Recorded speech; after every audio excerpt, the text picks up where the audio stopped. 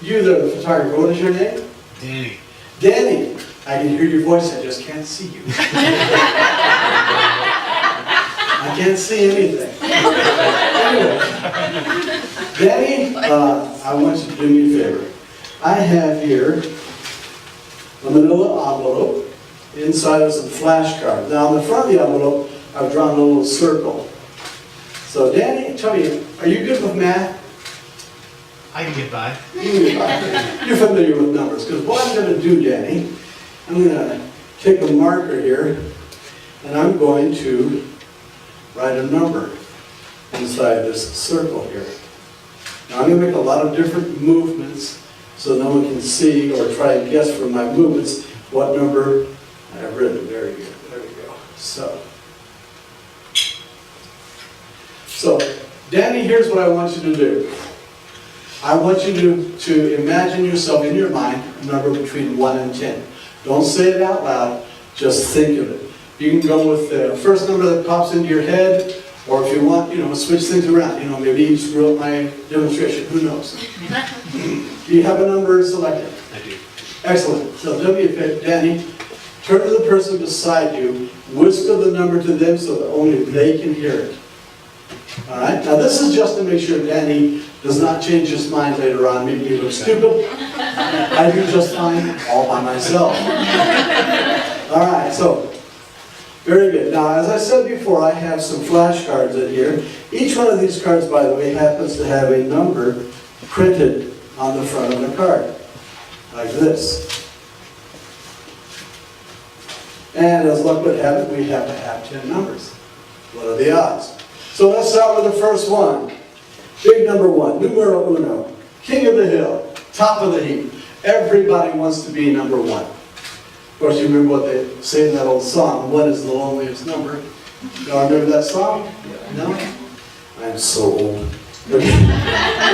Tell me, Danny, was the number 1 the number you selected? No. It was not. Well, then let's move on. Number 2, the great duality, yin and yang, light and dark, night and day, the two sides of a coin. Actually a very, very common number in our culture. And perhaps even the number that Danny selected. Danny, was that the choice? No, sir. Okay. Just wanted to be sure. So, let's move on to number 3. The Trinity, a triad, triangle, or a three-legged stool. Actually, the funny thing is, the number 3 is one of the most common numbers selected when people choose between 1 and 10. Perhaps that might even be this evening. So, Danny, was the number 3 the number you chose? No. It was not. Then let's move on. Number 4. The 4 elements, earth, wind, fire, water, the 4 seasons, the 4-legged table. Again, a very, very common number that we all use most of the time. Perhaps even a common number for Danny. Danny, was the number 4 the number you chose in your mind? It was not. It was not. So we're halfway through. We're down to number 5. Number 5, one of the first numbers we learn as children, simply because we have 5 fingers on our hands, so it's easy for us to remember.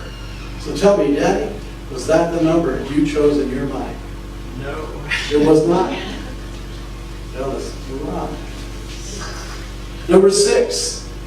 6. I gotta tell you, Danny, I got nothing. Was that the one you chose?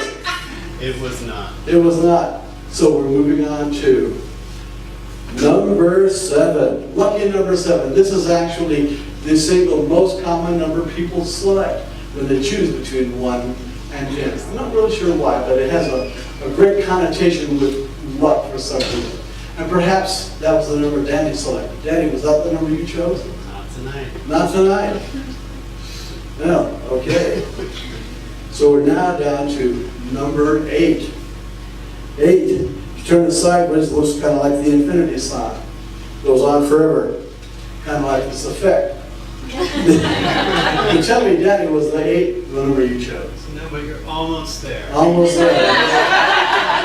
So I'd have to say the number 9, we have the number 9.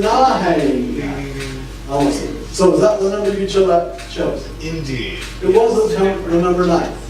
That's interesting. Now, why is that, Danny? Why is the number 9?